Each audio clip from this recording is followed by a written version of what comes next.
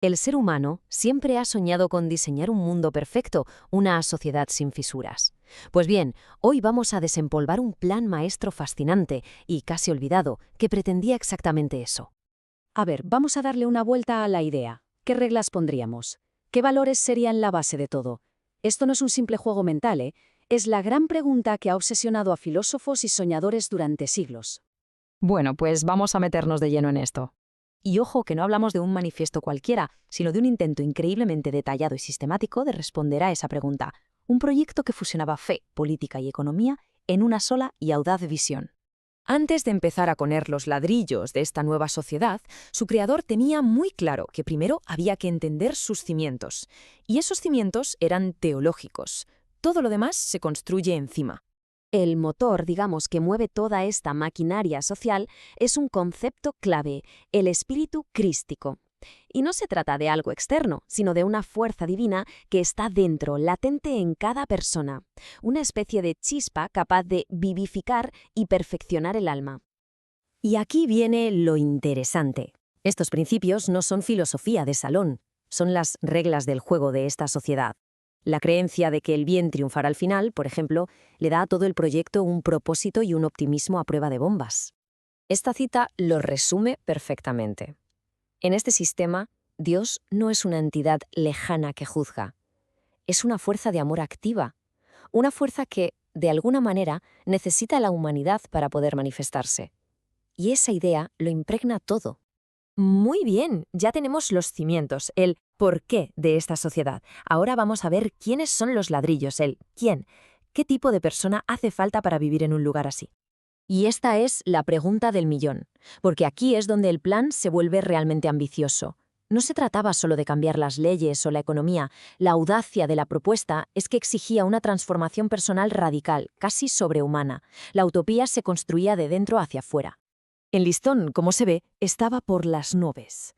Fijaos en lo de amar a los enemigos, o no devolver mal por mal.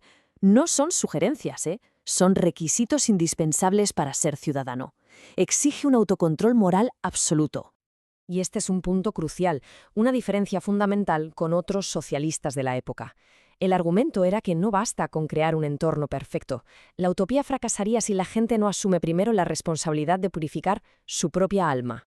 Vale, hemos visto la filosofía, la moral, pero ¿cómo se lleva todo esto a la práctica? ¿Cómo se organiza el día a día en una sociedad con principios tan exigentes?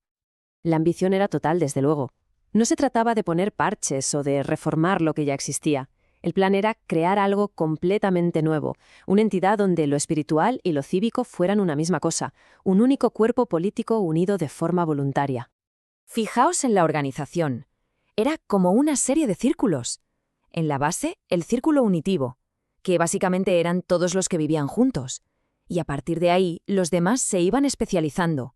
Unos enseñaban, otros cuidaban, y otros, los más sabios, aconsejaban. Una estructura muy ordenada. En lo económico, bueno, esto era un torpedo directo a la línea de flotación del capitalismo del siglo XIX. El interés estaba limitadísimo porque se consideraba opresivo. El comercio sin reglas era un hechizo para hacer dinero, y la propiedad privada la veían como la raíz de la división, así que se aspiraba a la propiedad común.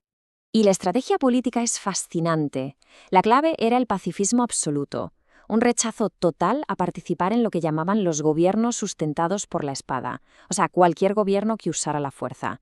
Su revolución no era con armas, era una revolución de conciencias. Claro, este proyecto no salió de la nada. El siglo XIX fue un hervidero de ideas radicales, y su autor se esforzó mucho en marcar distancias, en definir su sistema explicando sobre todo lo que no era.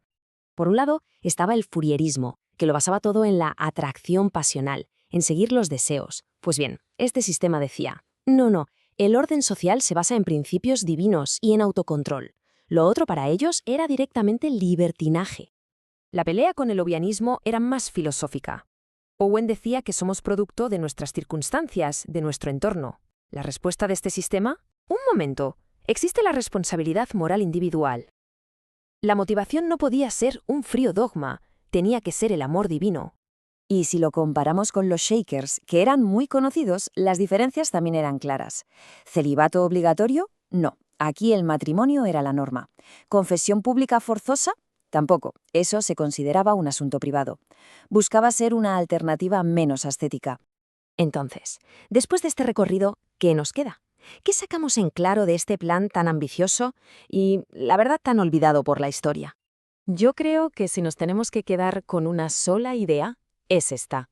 La tesis central es que de nada sirve cambiar las estructuras, las leyes o la economía si no hay una transformación interior de las personas. El cambio empieza en el individuo. Así que, en resumen, tenemos una fusión total entre teología y política. Tenemos una exigencia tremenda de cambio personal, por encima del cambio estructural, y vemos cómo se forjó en un debate muy vivo con otras grandes ideas de su tiempo, lo que nos da una ventana increíble a esa época de idealismo. Al final, es fácil ver esto como una simple anécdota histórica, ¿no?